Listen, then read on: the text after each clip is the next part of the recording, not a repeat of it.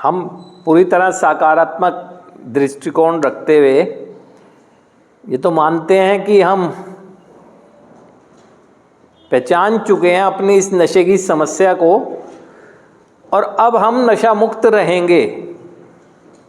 ठीक, कि वो फर्स्ट थिंग फर्स्ट है ना, कि पहली बैरियर को पार करने के बाद हमें रुकना तो होगा नहीं।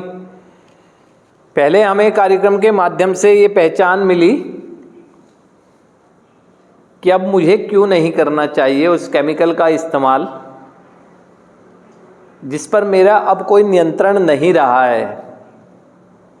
और फिर मैंने तय किया उस पूर्ण त्याग को, पूरी तरह सकारात्मक दृष्टिकोण रखते हुए फेलोशिप चलती है।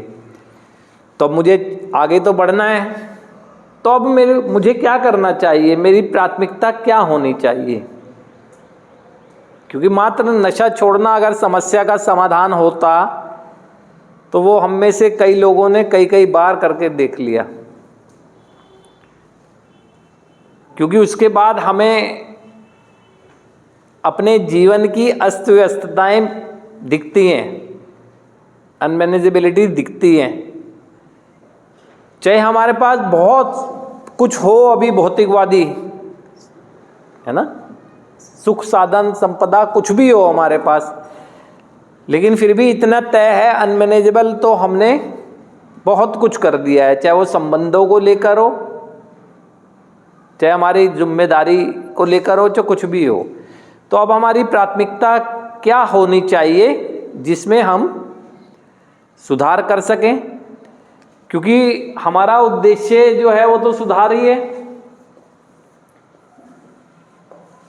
ना, जिसे अगर कहें रिकवरी। और नशा मुक्त हमने रहने का सोच लिया है, कमिटेड है, ये तो मेरी क्लीन लाइफ हुई। मुझे अब क्लीन रहते हुए यानी स्वच्छ रहते हुए रिकवर करना है। तो मुझे सबसे पहली मेरी प्राथमिकता क्या होनी चाहिए?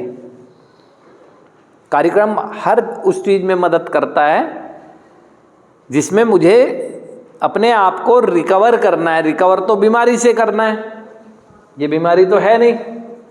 ये बीमारी होती तो मैं पहले दिन ही बीमार हो जाता। तो मुझे रिकवर करना किस चीज को है, जिस चीज के लिए मैं यहाँ बैठा हूँ। वास्तविकता तो मेरी ये समस्या है, नहीं तो नशा मुक्त तो घर में भी बैठा था। तो यहाँ अगर नशा मुक्त हूँ